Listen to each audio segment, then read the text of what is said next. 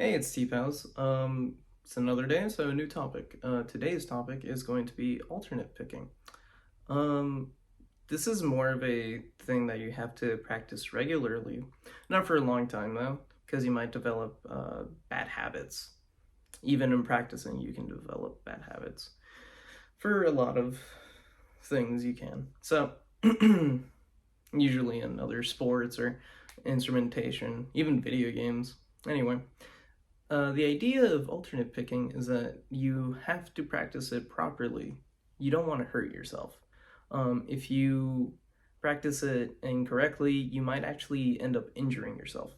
So, what is alternate picking? Alternate picking is the movement of the pick going up and down, or down and up, however you like to start.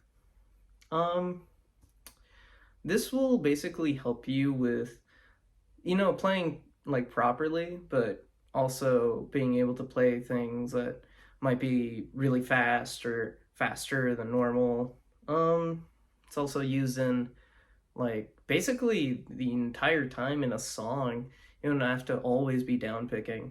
And it's actually bad if you only do down picking, but don't tell Metallica that. I'm just kidding, I love them. See?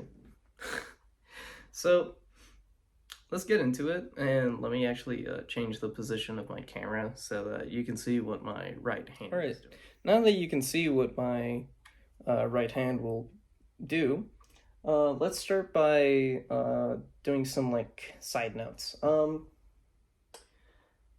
When you're picking, honestly, it is your preference how you pick. You can pick with just your index and your thumb, or you can pick with your index, thumb, and ring finger. A lot of people pick in a different way. Their hand looks weird. It doesn't matter. It's just their way of playing with a pick. So just do it however you do. But there is a better way to do it in the sense that it just creates more stability and control for your right hand. It's if you just play like this. Keeps all your fingers intact and your thumb. Since your thumb is a pretty like strong phalange, I guess you can call it. It's a strong finger. It has a very strong muscle, and you can just play pretty easily, pressuring the pick between your thumb and the rest of your fingers intact. This will create more stability.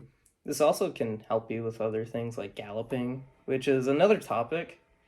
But since this is alternate picking, I guess I can talk about it a little bit. So let's start. Remember to put on a metronome. This will ultimately help you with, playing on time. But if you already know that, then you already know that. And what else? I guess another thing is the most obvious thing is to pick with your wrist. Now, this is the hardest part because a lot of beginners, I think, tend to pick with their entire arm, and that is bad for your tendons. That's why I mentioned you can injure yourself. So try not to do that. Just pick with your wrist.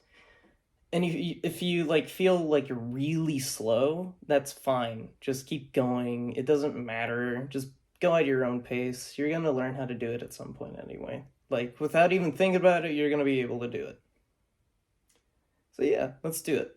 I'm going to play on a C blues scale. So I'm also going to be at 100 beats per minute, and I'm going to be able to show you what the right hand looks like the entire time with a more closed right hand picking hand. A little redundant, sorry. I think I'm also going to be playing in eighth notes. Wow, that was terrible.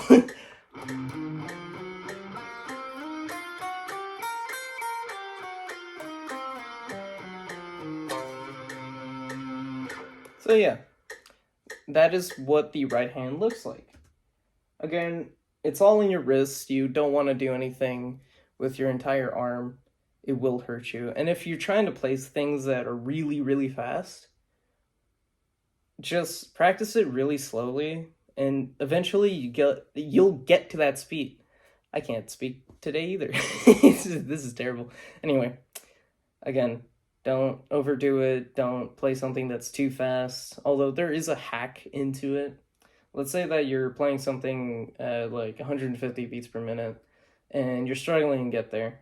So you raise it up by 5 or 10 beats per minute, and then you again struggle with it, but you get like this boost of like speed or power. And you'll end up being able to play the thing that's 150 beats per minute just because it feels a lot less fast. Like it feels slow and you're capable of doing it. So there's that psychological thing into it.